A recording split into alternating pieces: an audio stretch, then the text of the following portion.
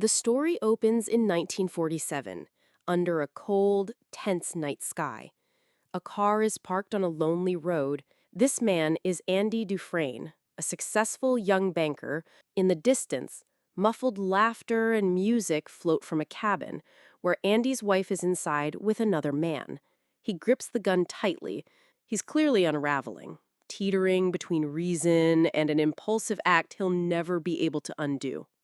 The film then cuts abruptly to the inside of a courtroom. Andy is found guilty of double murder and sentenced to 2 life sentences at Shawshank State Penitentiary. The next scenes shift to the massive, gray stone walls of Shawshank Prison, towering like a fortress of despair. The gates creak open, and a prison bus rumbles inside. Among them is Andy Dufresne, dressed in a clean suit but stripped of dignity, his hands shackled, his face unreadable. As the bus arrives, prisoners crowd along the fences, shouting, mocking, and jeering at the new arrivals. This is a tradition. Inside, watching calmly with a cigarette in hand, is Ellis Boyd Red Redding, a lifer known for being able to get things on the inside. They're paraded in, sized up, and usually broken down on their very first night.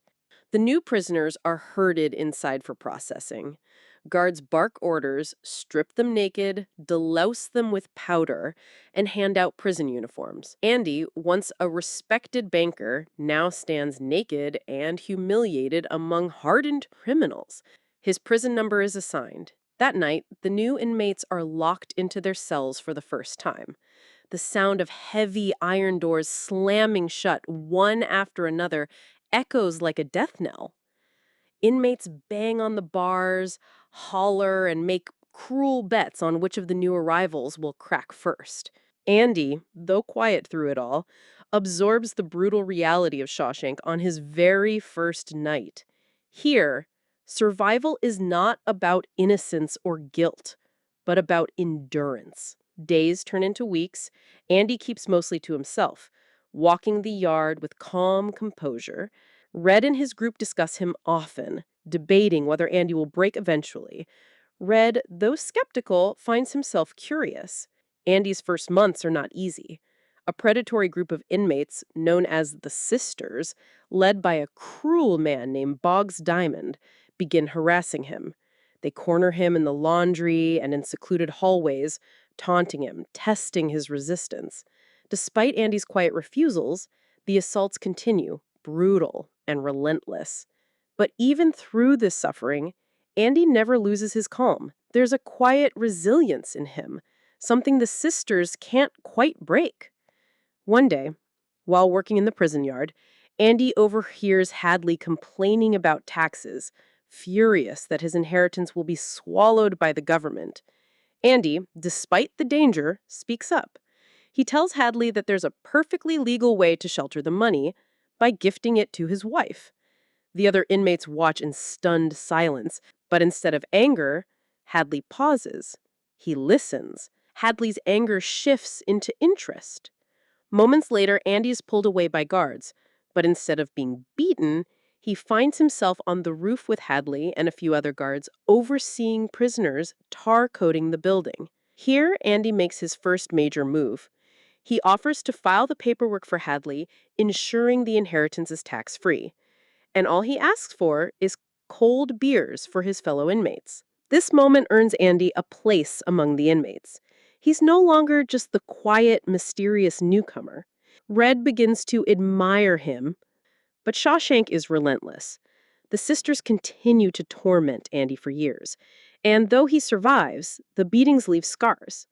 Still, Andy refuses to be broken. Andy makes another unusual request of Red. He asks for a poster of Rita Hayworth, the Hollywood starlet of the era. Red, curious, manages to smuggle it in. For Andy, it's more than decoration. Meanwhile, Andy continues his quiet acts of resistance. One day, while sorting through discarded books in the library, he realizes the prison's collection is pitiful, outdated, and nearly forgotten. With characteristic patience, Andy begins writing letters to the state government, requesting funds to expand Shawshank's library. Week after week, year after year, he sends letters, always politely, always persistently. For a long time, nothing happens. The other inmates laugh at his stubbornness, calling it pointless. But Andy doesn't waver. One day, years into his sentence, Andy finally gets a response to his relentless letters. The state sends a small check along with some used books and records. Most inmates would be discouraged by such a paltry return after years of effort, but Andy simply smiles. To him, it's proof that persistence pays. Among them is a recording of opera music. Andy seizes the moment. While working in the warden's office, he locks the door, places the record on the turntable, and turns on the prison loudspeakers. Suddenly, Shawshank is filled with the soaring voices of two Italian women singing in harmony. Every inmate in the yard stops in their tracks. Heads lift, eyes widen. For a few minutes, Shawshank is transformed. The men don't understand the words, but they feel the beauty, the freedom in the voices.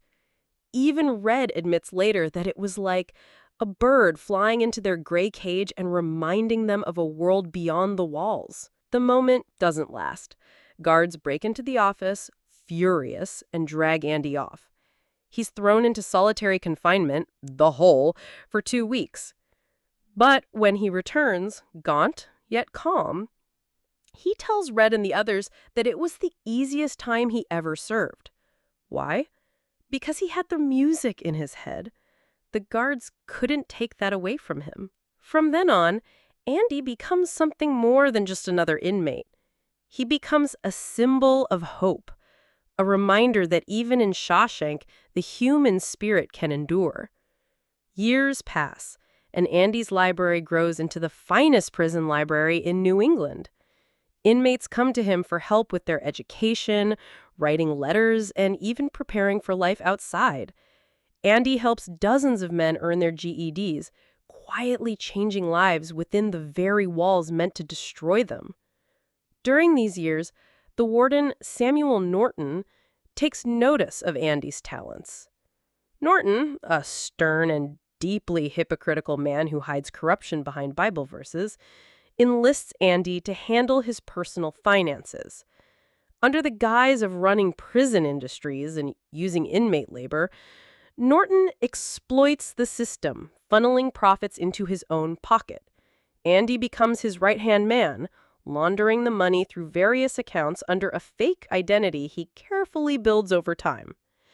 Outwardly, Andy appears loyal, even obedient, but inwardly, he plays a careful game. He knows the danger of holding secrets that powerful. Meanwhile, Red continues to observe Andy with fascination. But then, one day, a young new inmate arrives, Tommy Williams. Charismatic, cocky, and full of energy, Tommy quickly becomes part of the group.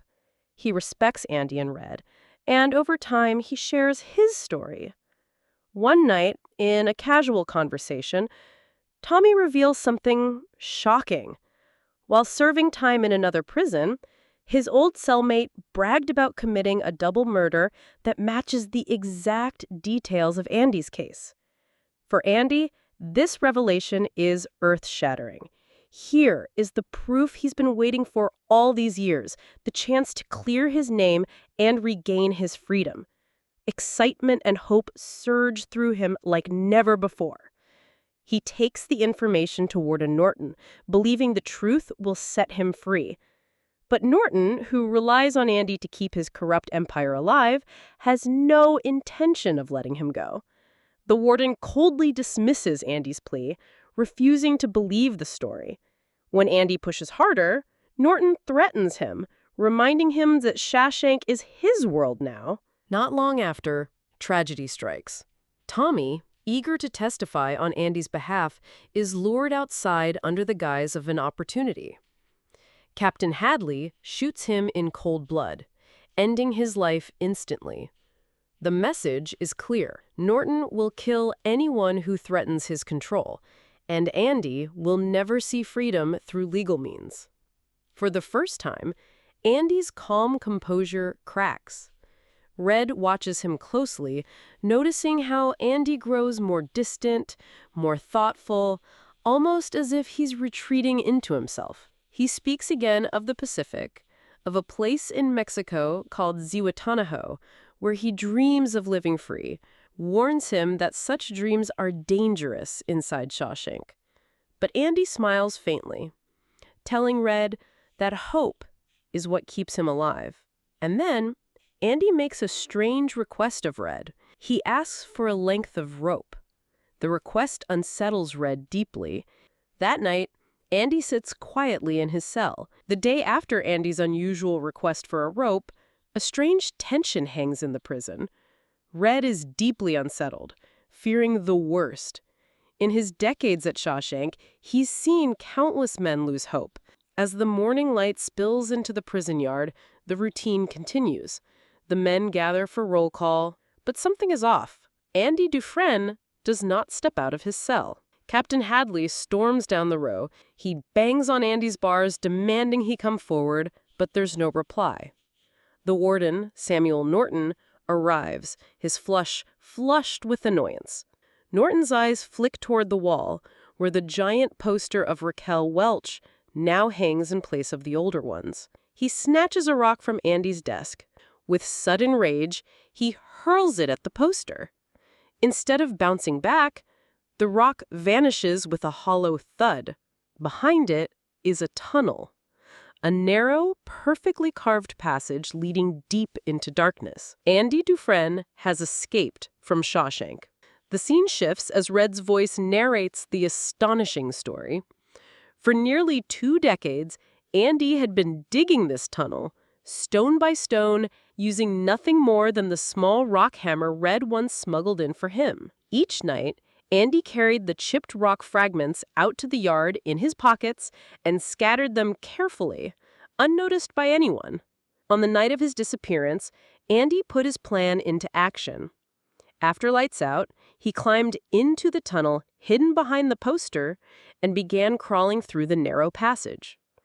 The tunnel led to the prison's sewage system, a long, suffocating pipe stretching hundreds of yards into the outside world.